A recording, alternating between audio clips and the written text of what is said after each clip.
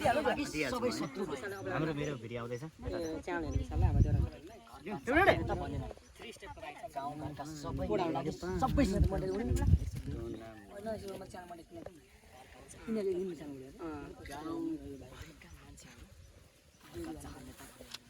गाउँभरिका मान्छेहरू मेरो लागि शत्रु भए सबैलाई एक एक गरेर काट्छु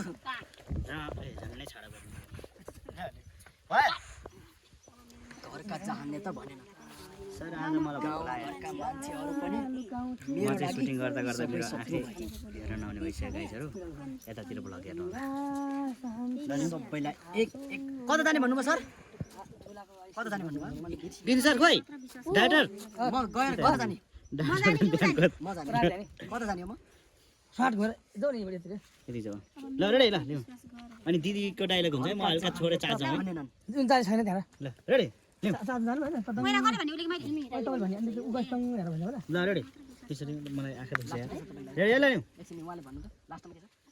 तपाईको लास्टमा के छ लास्टमा मैले बोला यो कहिले बोलाको रेडी छ लिऊ ल के ल फ्रेम त्यहाँ दामी रहेछ रोलिङ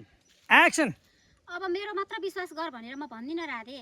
गाउँका एक दुई जना छन् उनीहरुलाई पनि सोध त्यसपछि त थाहा भइहाल्छ नि मैले झुटो बोले हो कि सत्य बोले हो घरका जहानले त भनेनन् गाउँ घरका सबै मान्छेहरू मेरो लागि शत्रु भए सबैलाई एक एक गरेर सोध्छु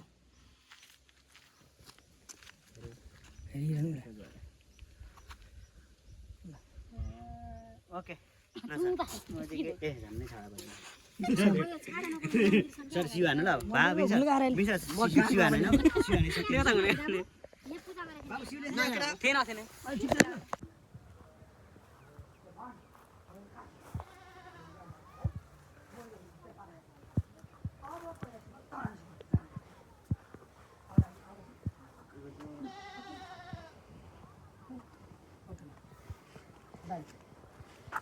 डायलग दियो तेरो हात लिन्छु ल तैले भनेको भन्दा फरक दृश्य लिएको रहेछ भने नि त्यसपछि ल ठीक छ रोलिङ एक्सन ठीक छ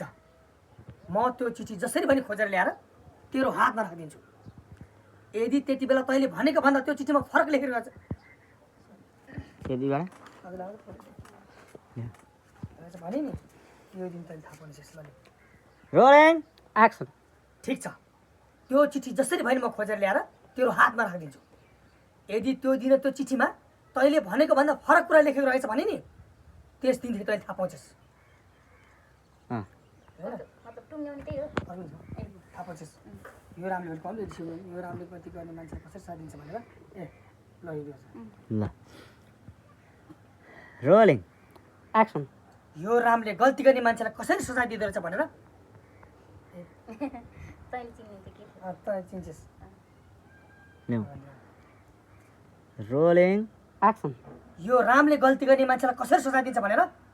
तैले चिन्छस् ओके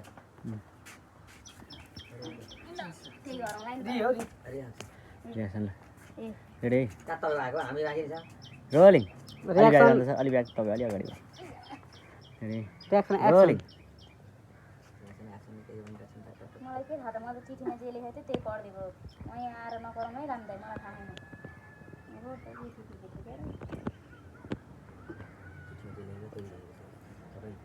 चपाती नबोल्नु मलाई यस्तो कुरा मन पर्दैन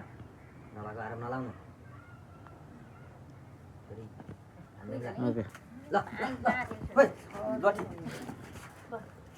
अब बनगालीको डाइलेक्ट के हो हजुर